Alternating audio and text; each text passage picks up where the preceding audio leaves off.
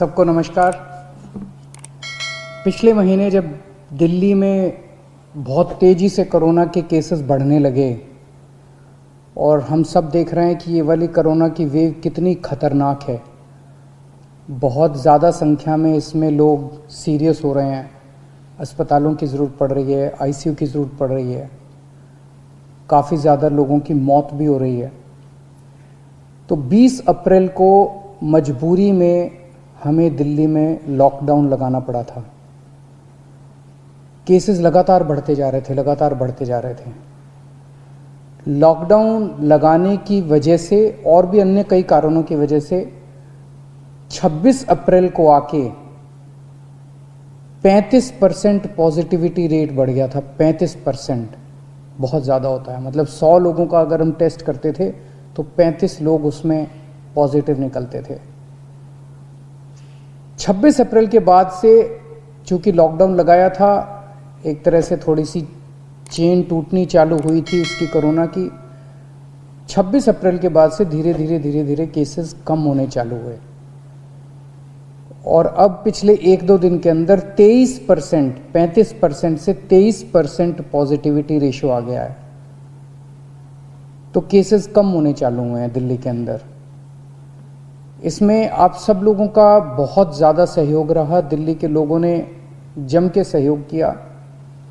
आप लोगों ने लॉकडाउन का पूरी तरह से पालन किया और ये हम सब लोगों की, अपने परिवार की ज़िंदगी और उनके स्वास्थ्य की बात है। हम कोई भी किसी पे एहसान नहीं करा। हम सब के अपने लोगों के स्वास्थ्य की और ज़िंदगी की बात है। इस लॉकडाउन के पीरियड को हमने संसाधन, हेल्थ इंफ्रास्ट्रक्चर को और मजबूत करने के लिए इस्तेमाल किया। कई जगह नए ऑक्सीजन बेड्स तैयार किए गए। सबसे बड़ी दिक्कत दिल्ली में ऑक्सीजन की आई है। नॉर्मल टाइम में जितनी ऑक्सीजन चाहिए होती है अस्पतालों में, उससे कई गुना ऑक्सीजन की ज़रूरत पड़ने लगी, क्योंकि अब जितने भी मरीज आते थे कोरोना में उन सबको ऑक्सीजन की ज़रूरत थी। तो कई गुना ऑक्सीजन की ज़रूरत अचानक पड़ने लगी। पिछले कुछ दिनों में केंद्र सरकार के साथ मिलके और हाई कोर्ट और सुप्रीम कोर्ट के आदेशों से, केंद्र सरकार के सहयोग से अब ऑक्सीजन की स्थिति दिल्ली के अंदर काफ़ी सुधरी है पिछले कुछ दिनों में। अब इस तरह की बातें सुनने को नहीं मिलती कि इस अस्पताल में 2 घंटे की ऑक्सीजन रह गई, उस अस्पताल में आधे घंटे की ऑक्सीजन रह गई, यहाँ पे किसी की ऑक्सीजन से मौत हो सकती है। अब इस तरह की बातें सुनने को नहीं मिल रही है।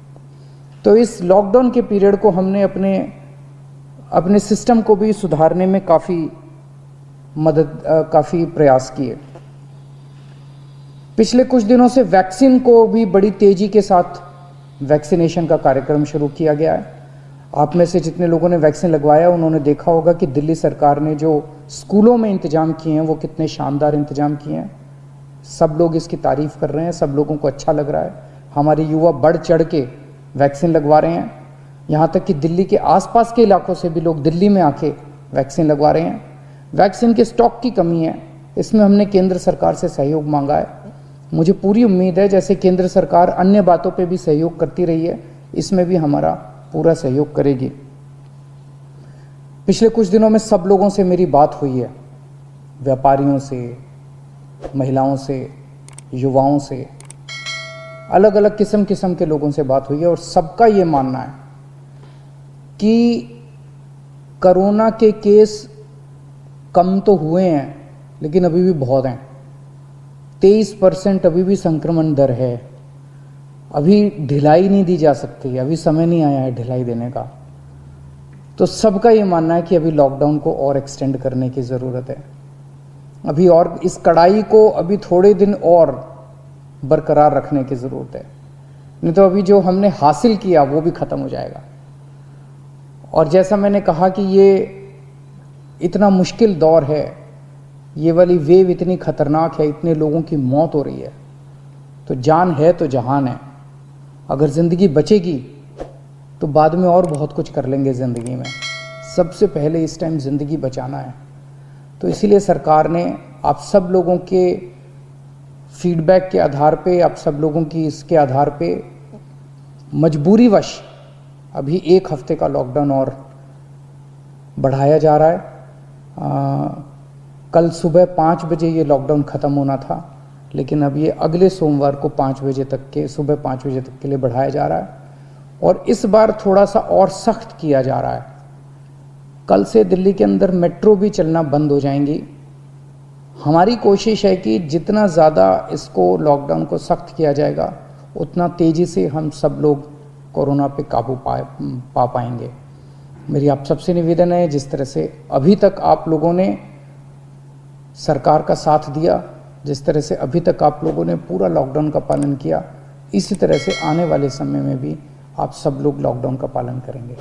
नमस्कार।